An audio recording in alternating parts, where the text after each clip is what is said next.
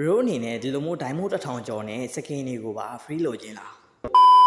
Bro အနေနဲ့ diamond နဲ့ skin တွေပြင်ကိုမှဒေါ်လာတွေပါရနိုင်တဲ့ MLB creator base လို့ခေါ်တဲ့ MCB ကိုဘယ်လို join ရလဲဆိုတာကိုပြပေးသွားဖြစ်ပါတယ်။ကဲဒါဆိုကျွန်တော်တို့စကားတွေအများကြီးပြောတော့ပဲနဲ့ video လေးကိုဆက်လိုက်ကြရအောင်။အားလေးပါ video လေးမစခင်မှာအရင်ဆုံး Bro အနေနဲ့ဒီ video လေးကို like and subscribe လုပ်ပေးသွားကြပါဦးလို့ကျွန်တော်အနေနဲ့ပြောချင်ပါတယ်။ကျွန်တော်ကဒီ3လအတွင်းမှာဒီ channel ကို 10k subscriber ပြည့်အောင်ကြိုးစားတော့မှာဖြစ်ပါတယ်။ဒီအရာကကျွန်တော်တယောက်တည်းလုပ်လို့မဖြစ်နိုင်ဘူး။အဲ့တော့ bro အနေနဲ့ YB support ပေးမှသာလျှင်ဖြစ်နိုင်မှာဖြစ်ပါတယ်။ပြီးတော့ subscriber 1k ပြည့်တိုင်းကိုလည်း starlight cat တွေ EP skin တွေ giveaway ပေးတော့မှာဖြစ်ပါတယ်။ဒါဆိုကျွန်တော်တို့ကြော်ညာဝင်တာလေးပြီးပြီဆိုတော့ comment လေးကိုပဲဆက်လိုက်ကြရအောင်။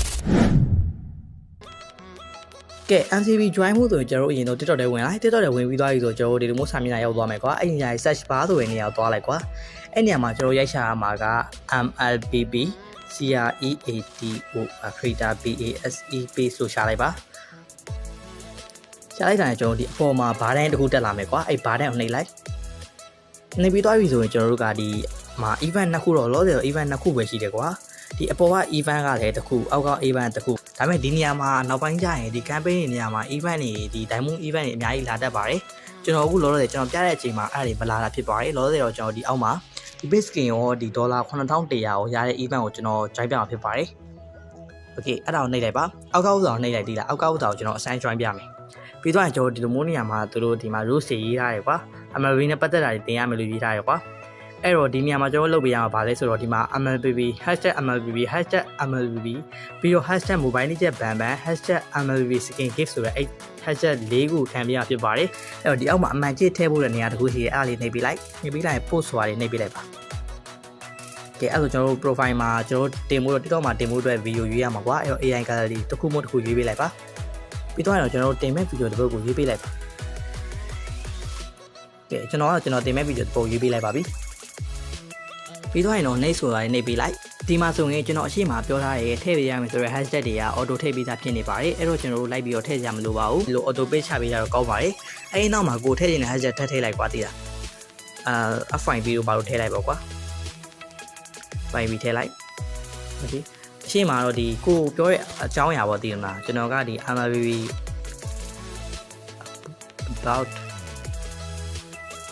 MLB ဒီလိုထည့်ပေးလိုက်ပါကိုပြောတဲ့အကြောင်းအရာပေါ်ထည့်ပေးရအောင်ဆိုတော့ကိုကြီးထည့်ပေးလိုက်ပါပြီပြီးတော့လောကတာတော်တော်လေးရိုးရှင်းနေနော်ဒါပေမဲ့ဒါမတည်သေးတဲ့လူတွေအတွက်ကတော့နည်းနည်းတော့ခက်မယ်လောကတာတော်တော်လေးရိုးရှင်းပါတယ်ကဲအခုဆိုရင်ကျွန်တော်တို့ဗီဒီယိုတင်တာအောင်မြင်သွားပါပြီဒီမှာကျွန်တော်တို့ဗီဒီယိုရောက်လာပါပြီကဲဒီနားမှာ about MLB အောက်မှာ mobile legend ban ban ဆိုပြီးပေါ်နေတယ်ဘရိုတို့သတိထားမိလားမသိကျွန်တော်ပြမယ်ဒီမှာပါ mobile legend ban ban ဆိုတော့ဒီဟာလေးပေါ်နေပါတယ်အဲ့ဒါလေးနှိပ်လိုက်မယ်ဆိုကျွန်တော်တို့ကဒီ mobile legend တွေဝင်အောင်ပါကွာသိလား mobile legend open နဲ့ mobile legend တွေဝင်သွားမှာအဲ့တော့အဲ့ဒါမဝင်တော့ဘူးဒီလုံးပေါ်ပြီဆိုကျွန်တော်တို့ဒီ video တင်တာအောင်မြင်သွားပြီကွာကဲ video ရိုက်ပြီးသွားပြီဆိုရင်နောက်တစ်ခုချန်ပါသေးတယ်အဲ့ဒါကဘာလဲဆိုတော့ကျွန်တော်တို့ကဒီ MLB creator page ကိုပြန်သွားလိုက်သွားပြန်ကျွန်တော်ဒီ MLB creator page ဆိုတဲ့နေရာမှာကျွန်တော်ဒီမှာ profile ဆိုတာရှိတယ်ကွာသိလားအဲ့ profile ဆိုတာနှိပ်ပေးလိုက်ဒီအောက်မှာclimb ဆိုတဲ့နေရာရှိရကွာ mobile လေးချက်ကုလောတဲ့ကြောဒီမှာဘာ item မှမရှိဘူးအဲ့ဒါနှိပ်ပေးလိုက်ကွာဒီနားမှာ item တွေရရင်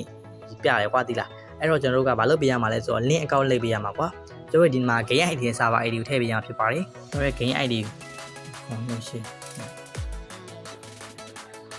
game ID နဲ့ server ID ထည့်ပြီးသွားပြီဆိုတော့ okay နှိပ်ပေးလိုက်ပါကဲအဲ့ဒါရပါပြီကျွန်တော်တို့ဒီမှာကျွန်တော်ရတဲ့ item တွေကဒီမှာလာပြမှာကွာသိလားဒါပေမဲ့ diamond ပဲဖြစ်ဖြစ်ဒေါ်လာပဲဖြစ်ဖြစ် skin ပဲဖြစ်ဖြစ်ကွာဒီမှာလာပြမှာ client မယ်ဆိုတော့ဒီမှာ client လုပ်လို့ရပါတယ်ကဲဒီလောက်ဆိုရင်ကျွန်တော်တို့ MLB creator base လို့ခေါ်တဲ့ MCB လောက်နည်းရအကုန်လုံးသိသွားမယ်ထင်ပါတယ်ဒီဗီဒီယိုမှာကျွန်တော်ပြောတဲ့နေရာမှာအမားတွေပါခဲ့မယ်ဆိုပြီးတော့တောင်းပန်နေပါတယ်ကျွန်တော်ကလည်းအကုန်လုံးသိအကုန်လုံးတက်ကြီးမဟုတ်ပါဘူးကျွန်တော်ဒီလောက်လေးပြန်ပြီး sharing လုပ်ပေးတာပါဗီဒီယိုလေးအဆုံးထိကြည့်ပဲတို့ရောကျေးဇူးတင်ပါတယ်အားလုံးပဲနောက်ဗီဒီယိုမှာပြန်ဆိုကြရအောင်